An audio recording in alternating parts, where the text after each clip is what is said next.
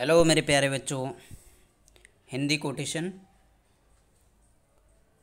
निबंध के अंदर कोटेशन लिखना हो तो अगर आप शायरी नुमा लिख सकते हैं तो बहुत अच्छी बात है। कोटेशन कोई लाइन कोट करते हैं तो भी अच्छी बात है।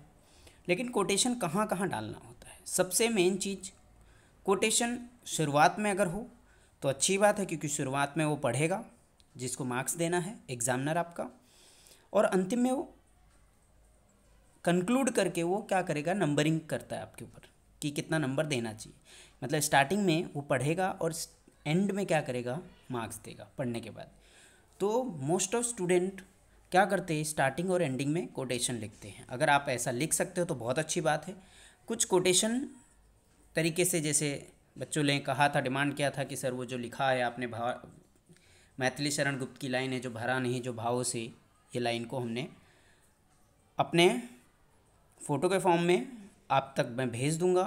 आप व्हाट्सअप नंबर है मेरा, उस पर आप मुझे मैसेज करिए, ये सारे फ़ोटो मैं आपको भेज दूंगा। और आपकी जो प्रतिक्रिया है, आपका जो फीडबैक है, नीचे कमेंट में ज़रूर दें। तो चलिए पढ़ते हैं। जो भरा नहीं है भावों से, या भरा नहीं है भावों से, जैसा भी आप पढ़ सकते हैं। भरा नहीं है भावों से, बहती जिसमें रसधार नहीं, वह हृदय नहीं वह पत्थर है, जिसमें स्वदेश का प्यार नहीं। देश प्रेम के प्रति आप ये लाइन को लिख सकते हैं।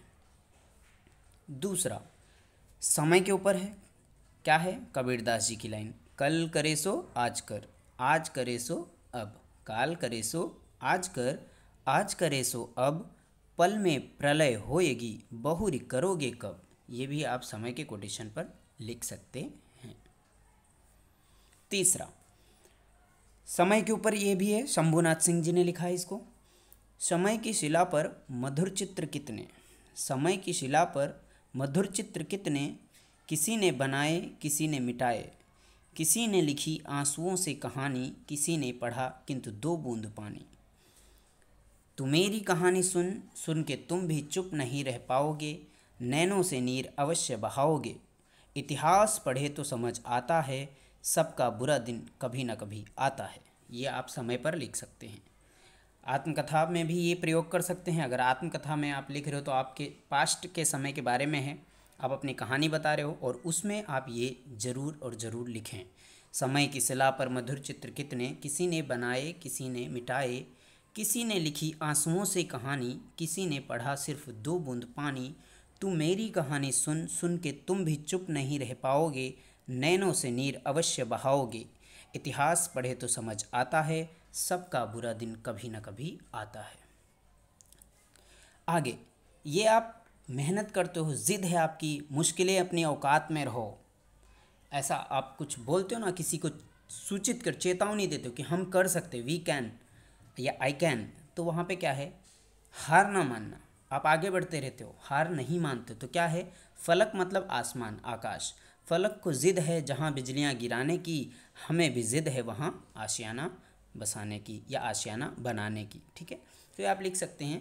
इसके आगे अगर आप जोड़ना चाहें तो ये भी जोड़ सकते हैं कि फ़लक को ज़िद है जहाँ बिजलियाँ गिराने की, हमें भी ज़िद है वहाँ आशियाना बनाने की। वो बिजलियाँ हमें जलाने का काम नहीं, रोशनी देने का काम करेंगी। ये पॉजिटिव थिंकिंग हुआ।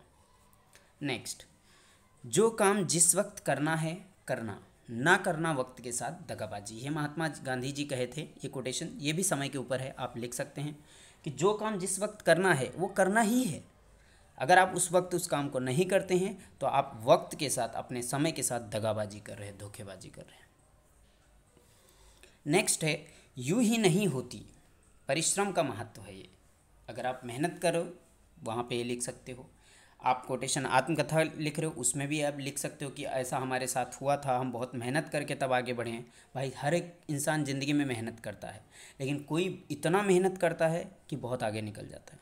तो वहाँ पे आप लिख सकते हो ये भी कोटेशन कि यूं ही नहीं होती, किसी ने क्या खूब कहा है कि यूं ही नहीं होती हाथों की लकीरों के आगे उंगलियाँ। लकीरों के आगे उंगलियाँ क्यों होती हैं भाई, मेहनत करने का फ़र्ज निभाती है ना। यूं ही नहीं होती हाथों की लकीरों के आगे उंगलियाँ, रब ने भी खुदा ने भी किस्मत से पहले मेहनत लिखी है कि कर्म करोगे तो ही आगे बढ़ोगे। आप ये भी कोटेशन लिखते सकते हैं कि सफलता, मेहनत ही सफलता की कुंजी है, एकमात्र कुंजी सफलता की क्या है? मेहनत, परिश्रम ही इंसान को आगे बढ़ाती है।